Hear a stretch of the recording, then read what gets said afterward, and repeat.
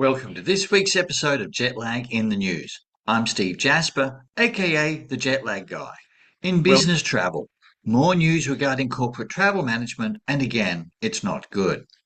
Laura Ruffles, corporate travel management's former global COO who vanished from public view in 2024, citing health reasons, has resurfaced lecturing, quote, strategic management at the Australian Institute of Business $60,000 MBA.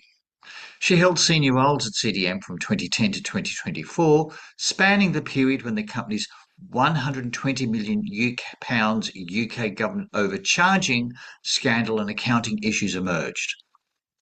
CDM has blamed a single rogue employee, though Ruffles' seniority makes ignorance hard to credit. She also left with 1 million shares worth $16 million, gifted by founder Jamie Ferris. AIB has a long-standing habit of hiring ex-CTM executives as lecturers, billing them as practical, real-world experts.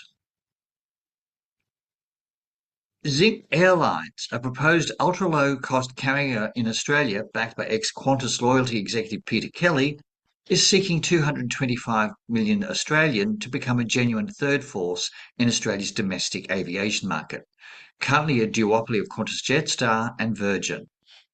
Using the new Western Sydney International Airport as a base, which will open later this year, Zinc would fly A321neos to Melbourne, Brisbane and the Gold Coast, with Adelaide to follow, positioning itself as a disruptor on price rather than demand creation.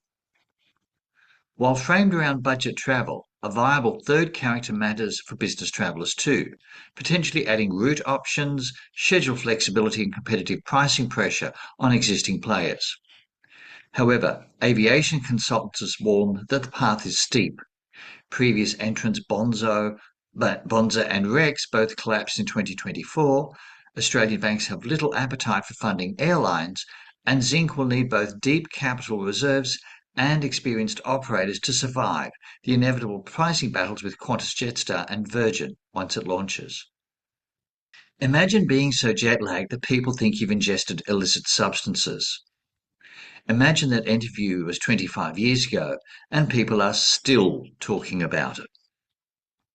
Michelle Williams has addressed a viral 2001 Destiny's Child interview that long fueled speculation the group was under the influence, clarifying on the Baby This Is Kiki Palmer podcast that their giggly, dazed behaviour was simply exhaustion and jet lag, not substances.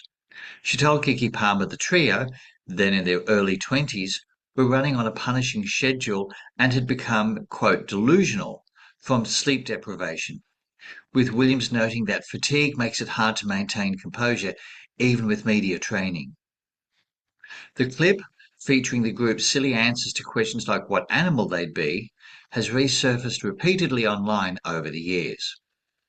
Williams' comments offer a real-world example of how jet lag and travel fatigue can visibly impair judgment, speech and behaviour, even among seasoned performers, reinforcing that what can look like intoxication is often nothing more than the physiological toll of relentless international travel.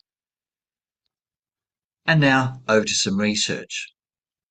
While there is currently a FIFA World Cup being played in North America, a research paper that outlines, quote, sleep-centric preparation for teams travelling to Australia for football tournaments, unquote, has been published. The paper offers evidence-based guidelines for managing jet lag and travel fatigue among national football teams travelling to Australia for tournaments, and notes that eastward travel is generally more difficult to adjust than westward travel. Or as I like to say, east is a beast and west is best. And of course, light management is one of the keys to adjusting to a new time zone. And now, over to sport. If you're staying up early to watch the FIFA World Cup, here's some advice out of Switzerland. If possible, shift your entire sleep-wake rhythm rather than just losing sleep.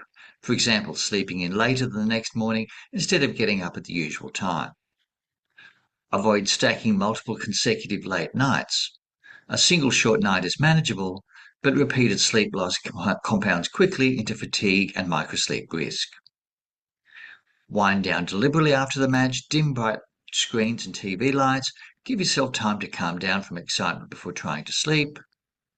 Limit alcohol during match viewing since it further degrades sleep quality on top of the late hour. Be extra cautious the next day if you drive, operate machinery, or work in a safety sensitive role, as accident risk rises with insufficient sleep. And pay closer attention if you're in a higher risk group, such as children, adolescents, shift workers, older adults, pregnant women, or those with chronic illness or sleep disorders, since these groups recover from sleep loss less easily. Staying with the FIFA World Cup, and a final note on social jet lag. Turkey was playing in the FIFA World Cup in Vancouver, and the time zone difference meant that fans in Turkey were up before dawn to watch the match.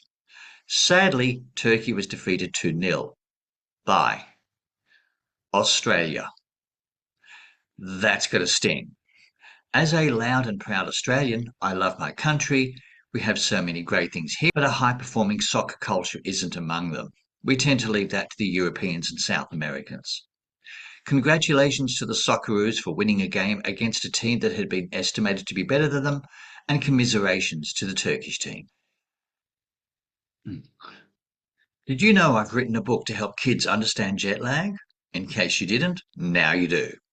Ben Flies to London follows Ben on his big trip overseas, helping kids, and the grown-ups reading with them, understand why their body feels weird after a long flight, and what to do about it. No scary science, no boring lectures, just a story that makes jet lag make sense, so the next family trip starts with a smile instead of a meltdown. Perfect for curious kids, frequent flyers, and parents tired of explaining why are we so tired for the 100th time. Grab your copy at the link below or scan the QR code on the screen. Finally, superstar stewardess Spirit Airlines declared that jet lag is for pussies. You don't want to be a pussy? Then contact me at www.jetlagged.com.au, but only if you don't. If you have any questions or want to know more about what I do, check out my website at www.jetlagged.com.au. This week's Jet Lag in the News. I'm Steve Jasper, aka the Jet Lag Guy. Thank you for watching.